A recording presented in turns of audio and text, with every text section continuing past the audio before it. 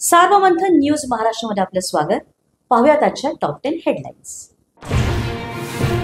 प्रकरणी उच्च न्यायालयामध्ये सुनावणी सुरू। सार्वजनिक आरोग्य महत्त्वाचं आहे, त्यामुळे पक्ष्यांना रस्त्यावर खाद्य दिलं जाऊ शकत नाही असे निर्देश देत कोर्टाकडून कबुतरखान्यावरील बंदी तुर्तास काय।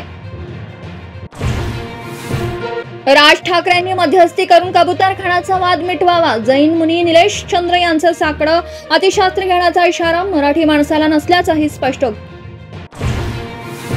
कबुतरखाना प्रकरणी आंदोलकांची धरपकड केल्याने मराठी एकीकरण समिती आक्रमक। जैन आंदोलकांवर गुन्हा नाही, मग आमच्यावर का? एकीकरण समितीचा सवाल।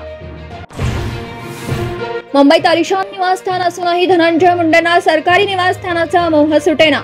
मुंबईत घर नसल्याचा बनाव, 5 महिन्यांनंतरही सरकारी निवासस्थानी कब्जा कायम। गोंदिया जिल्ह्यात ध्वजारोहण करण्यात छगन भुजबळांचा नकार। नाशिकमध्ये ध्वजारोहणाची संधी न मिळाल्यामुळे भुजबळ नाराज असल्याची चर्चा। लोढा करणार गोंदियात ध्वजवंदन। वांद्र्यातील SRS कार्यालयाबाहेर वंचित आघाडीचं आंदोलन। रखडलेल्या प्रकल्पासंदर्भात जाब विचारत वंचित आघाडी आक्रमक। मराठा आंदोलक मनोज सरांगे पुन्हा मुख्यमंत्र्यांवर गंभीर आरोप। मुंबईत होणार मोर्चाविरोधात फडणवीसांनी कट रचल्याचा दावा। मुलाखतीमध्ये जरांगेंचं वक्तव्य।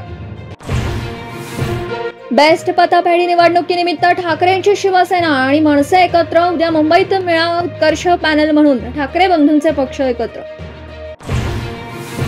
पुण्यातील सोन्याचा भाव असलेली जमीन अविनाश भोसलेंच्या घशात घालण्याचा घाट। विभागाच्या 250 एकर जमिनीबाबत गौप्यस्फोट।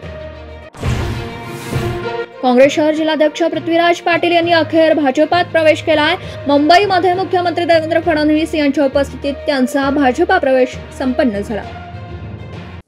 सार्वमंथन न्यूज महाराष्ट्राला लाईक करा, शेअर करा, सबस्क्राईब करा।